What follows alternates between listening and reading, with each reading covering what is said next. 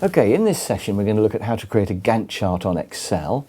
So I'm going to create something like this, and I'm going to show you that it's really easy to do. Probably 10 minutes is all it would take you. You only need basic Excel knowledge. You might pick up a few tips from me, but the main thing I want to just give you an impression of how easy it is to do.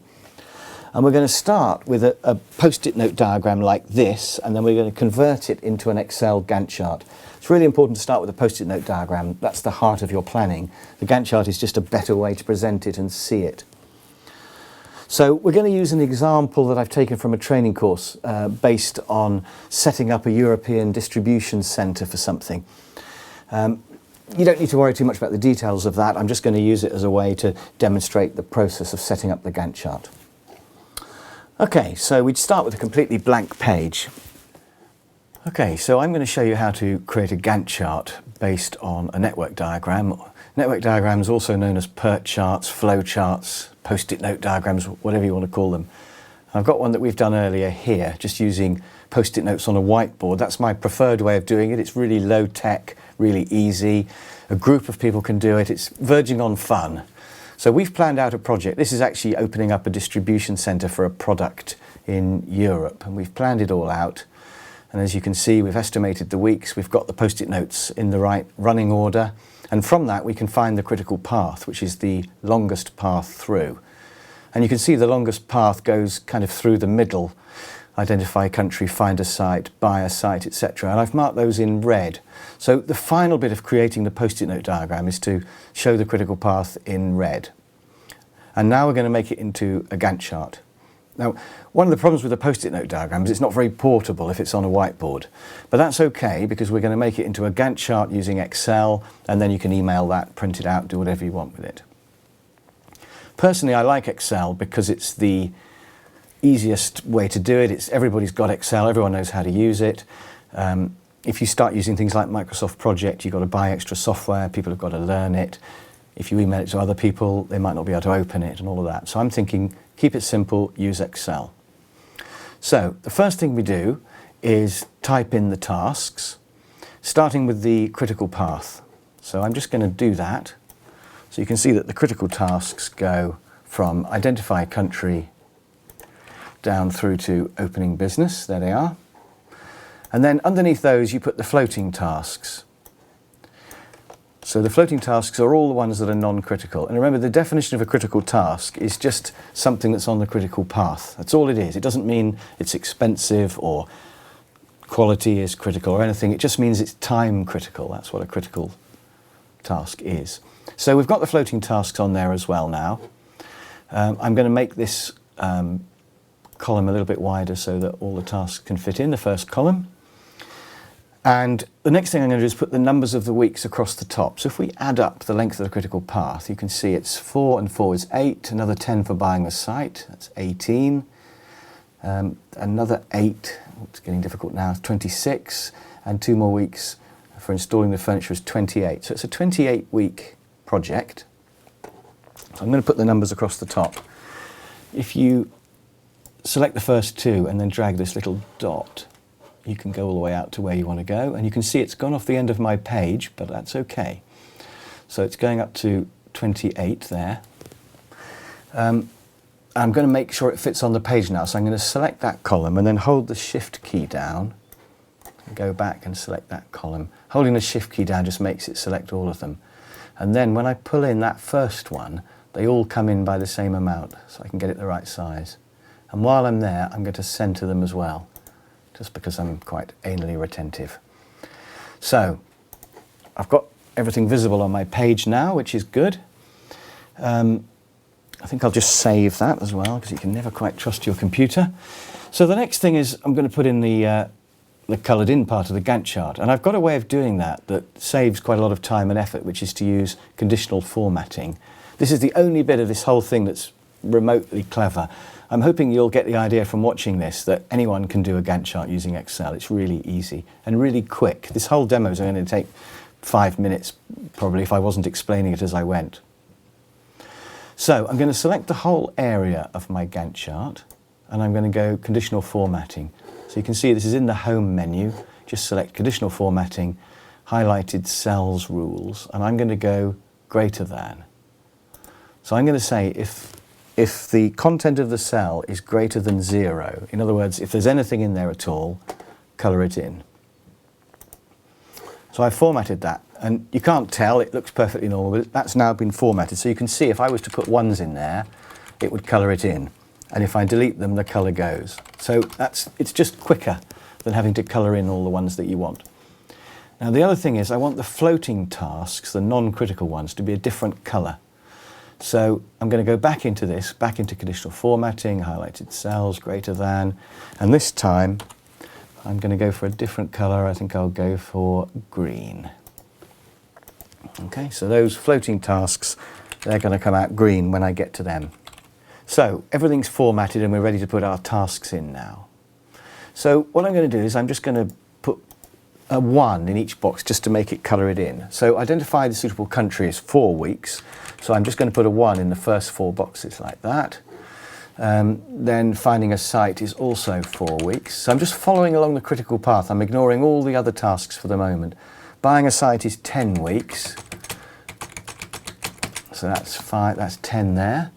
I'm up to 18, which is right. Next is modify the buildings. That's another 8. This does form an opportunity to double check your estimates as well. So when you're filling these in, you sometimes think, actually, does that look right? But I'm assuming they're right for the sake of this. Then we install the furniture and fittings, which is 2 more weeks, and then we open. Now, opening it's an event. It has no duration. So on a Gantt chart, you just put a vertical line. And the best way to do that is to select the whole column and just use the borders, just do a left border like that. So that's the end there. So opening for business is just that line. Any other events you want to have on your Gantt chart, you can just have vertical lines. So that's the critical path in. Hope you'll agree that was really easy. Don't worry about the fact we've got 1s in there at the moment. They're just a way to make it colour in, but I am actually going to use those numbers for something else later. So now we can start putting the floating tasks in, and the first floating task I'm going to put in is get the trade permit, which, as you can see, comes after identifying a suitable country. So it must be after this block of 4. So I'm going to put a vertical line down here using that border again for the constraint. So it must be after that point. We can't do it until we've got the country. The constraint at the other end is that it has to be done before we buy the site. You can see that by looking at the flowchart there. So this block here is buying the site. So it must be done before we get to here. Otherwise, it's going to hold up the critical path, which is a big crime. So it's between those 2 vertical lines, and it's a 2. So I'm just going to put a little block here that's got a length of 2. I'm going to save it as well. Now, these tasks float somewhere between these 2 lines, and we'll decide later whether we want to do this earlier or later. I probably would apply for the permit straight away, actually, in which case what I could probably do is just move those to there like that. But we'll worry about the floaters later. So first of all, we're just going to bung them all in the middle of their sort of floating range. And I quite like to put in a little arrow just to show that they've got that float. Now, to show the arrows, I need to go to the drawing tab. Where is it? Oh yeah. And so if you just go insert shapes, you can just select an arrow, and I'm going to go for this. It's under lines actually, like that. And just put 1 in there like that. And similarly the other way as well. Just going to click on that one again, have it going that way. And that's just a way of showing that we've got a freedom about when we do those 2. They've got float of actually 2 because it's a task of length 2 and it's got a space of 4. So that's the permit in. The key thing to putting in the floating tasks is that you must have these vertical constraints, 1 on each end. When do you have to wait until you start it, and when must it be finished by? So you'll see I'm going to do that again for find local suppliers and purchase furniture. So these ones come after buying the site. That's the end of that block there. Put it in a vertical. And they both have to be done before we install the furniture, which is here. So what we've got here is we've actually got 2 tasks sharing that float. They've both got to fit into that space. So I'm going to put in one of them as a 2 there, and then I'm going to have a space before we do the second one like that. Now, in real life, you might actually move those a little bit to the right because you don't want to buy the furniture a long time before you're going to install it. But you can look at them in the space and decide whereabouts you want to fit them into that space. And similarly, as before, I'm just going to go insert shapes. If I double click on this, then that doesn't work. Right, let's delete that again. Yes, this new version of Office is quite different to the old one. I think what you do actually is you go insert shapes, and then you can right click and it gives you the option of lock drawing mode. So then you don't have to pick up the arrow every time. You can put one in there and you can put one in there. And I'm going to put just a line between the two, just so that we can show that they are connected, and you have to do one and then the other. So that's the concept of floaters sharing float. Now, I'm actually going to just change the order of these tasks. I'm going to move advertise down, and then I'm going to move all of these back up, and you'll see why in a minute. There's no rule about what order you have to have the tasks in on a Gantt chart. So this vertical axis is just completely unstructured, apart from the fact you must have the critical path at the top. But ideally, you'd make it look neat. And so I think it'll work out slightly neater if I put in the manager and staff next. So looking at my post-it notes, I can see the manager and staff come after we find a site. So at the end of find a site, I just have an arrow, a line coming down, a border like that. So it has to be after this point and anywhere up to the end when we open for business. So I'm going to get the manager as soon as I can. I think 4 weeks is a bit quick for recruiting, but I'll go with the numbers provided. And I'm going to get the staff right at the end because I don't want them sitting around costing me money when I haven't even done my building yet. And similarly, they're going to be connected with a line. So I'll just go back to shapes, pick up the line, just to show that there's one and then the other. So that's my manager and my staff, floating tasks. You can see I've got the manager in parallel with buying the site. And I might decide that I don't need the manager at that point. So what I could do later, for example, is I could move those. And the great thing about Excel is you can just cut and paste. So I might actually move the manager to there so that the manager arrives when I'm ready to start modifying the buildings. Anyway, those are decisions we can make later. And the Gantt chart is great for thinking about that sort of thing. Now, the final task I'm going to put in is advertising the product. Now, if you look at advertising the product, that comes after getting the trade permit. And the trade permit is a floating task. There it is. So it's actually after here. So what I'm going to do, just absolutely as normal, is I'm going to have my left-hand constraint after that. And the trade permit can be, the advertising can be anywhere between that line and opening for business, which is at the end. And advertising the product takes 4 weeks. So I think I'll just put that in the middle. And as usual, I put on my arrows. You can save time actually by cutting and pasting arrows and dragging them in. I sometimes do that because it's a little bit quicker. Now, there's one important thing to know about this advertising task, which is that it doesn't hang off the critical path. It's hanging off a floating task. So what we've got here is a floater hanging off a floater. And that is what project managers actually call it. They have no sense of humour. And so the point about it is that it doesn't matter. The fact that that constraint there is movable means that the amount of float that we've got for this task is variable. If we got the permit earlier, then advertising would have a bit more float. But it's exactly the same process. So once you understand the concepts of sharing float and floaters that hang off other floaters, you can then create the biggest Gantt chart in the world. You just build it up step by step until it's done. So that's all the basics put in, but I now want to do some things to the Gantt chart to make it a bit nicer. And the first thing I'm going to do is put proper dates on the top here rather than just week numbers. So what I'm going to do is just select that row and just go insert a row like that. And then I can put in the dates. So let's suppose today is the 12th of February 2012. And, what does it mean when you get those? And the answer is, it means my column isn't wide enough. But don't worry about that, I'm going to sort that out in a minute. So that's week commencing the 12th. Now a week after that, it will be the 19th of February 2012. And in order to make those visible, I'm going to select that row again, and I'm going to go right click and I'm going to go Format Cells, and then I'm going to go Alignment, and I'm going to pull this up to being a diagonal like that and say OK. So there they are. Oh, that's much nicer. And then, similarly as I did with the numbers, I can then select both of them and drag this little dot, and it pulls all the rest. When I'm doing a training course, that's the bit that gets gasps of amazement from the audience, so I hope you like that bit. So I can now see my whole project laid out. I can see the dates, I can see what's critical and what isn't, I can see which are the long tasks, which are the short tasks.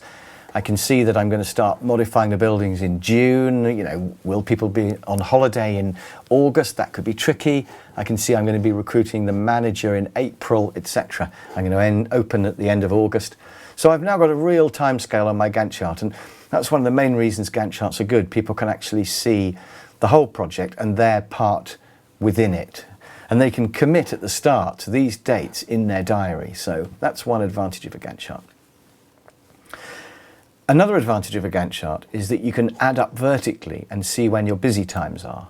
So for example, if I select this column here and click on Auto Sum, which is over there on the home menu, it automatically adds up the column. And then by pulling this little dot across again, I can add them all up. So I can now immediately see that I've got, you know, 2 tasks here and 2 tasks here. Now, you may say, well, that doesn't tell me a lot because it's pretty obvious I've got 2 tasks at those points. But what I can then do is I can actually put in how much time I'm going to spend on these tasks. Now, for the sake of time, I won't do all of this, but let's suppose that recruiting a manager is going to take me 12 hours a week. And let's suppose that buying the site, I just have to have a meeting at the beginning of 6 hours, one halfway through, one at the end. Let's say that modifying the buildings is going to take me 21 hours a week, going up to 24 hours for the last 2 weeks. Finding the furniture supply is going to take me 4, and maybe buying the furniture is going to take me, let's say, 6, and then nothing because I wait for it to arrive. By the way, if you put nothing in, it doesn't colour in, but I've discovered if you put in an O, then it does colour it in and it still adds up correctly. So what I've got now, if I filled in all of those with the hours, is I've got a profile now known as a load profile or a resource profile of the hours I need in any given week. And I can make sure that doesn't go above 40. In fact, ideally, it wouldn't go above 10. Because if you've got a day job as well as doing the project, you won't be able to spend probably more than about 10 hours a week on your project. And to make that a bit more visual, quite a good thing to do is to insert a graph. So to do that, I go to, where is it? Insert, yeah, insert column. And I just pick the most basic one usually, which is that one there, the 2D column. And it looks really good if you pull it out to be the same length as your page like this.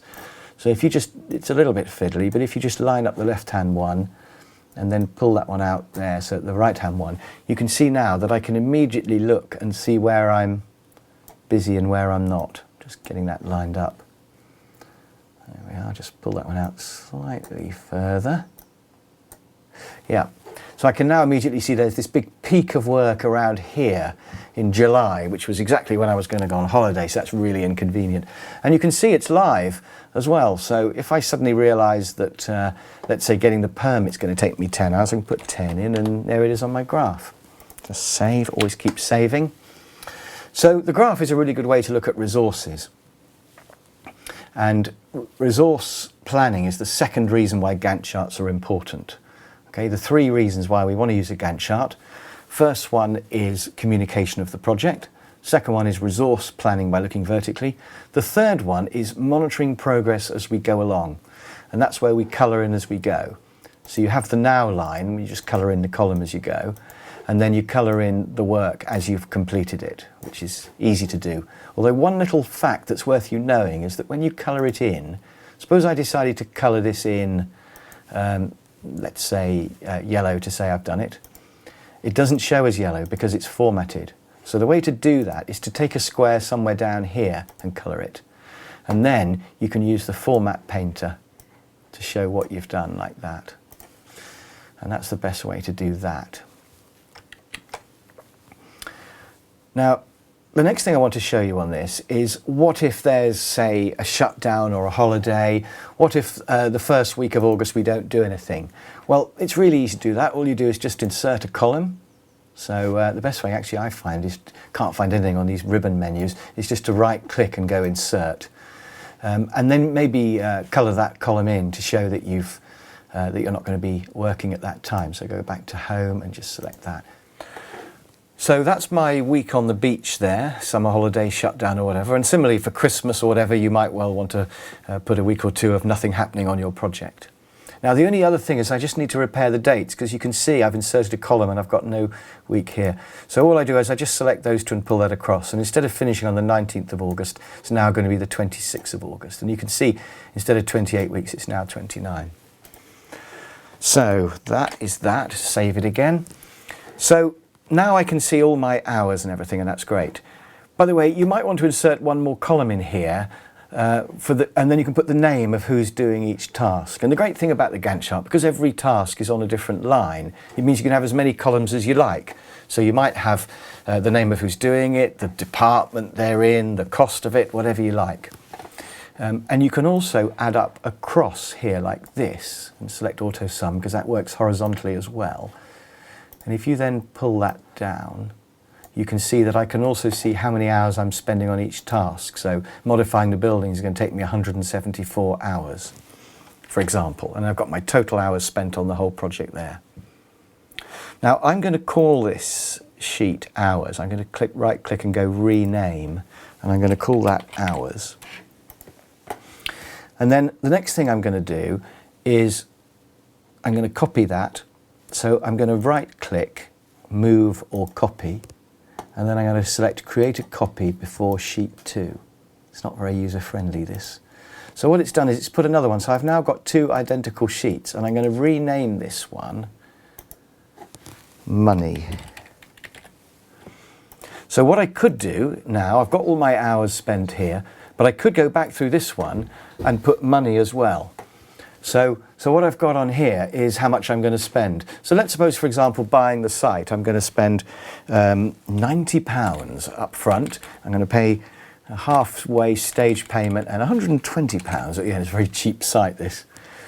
And then let's suppose that advertising is going to cost me £77 a week,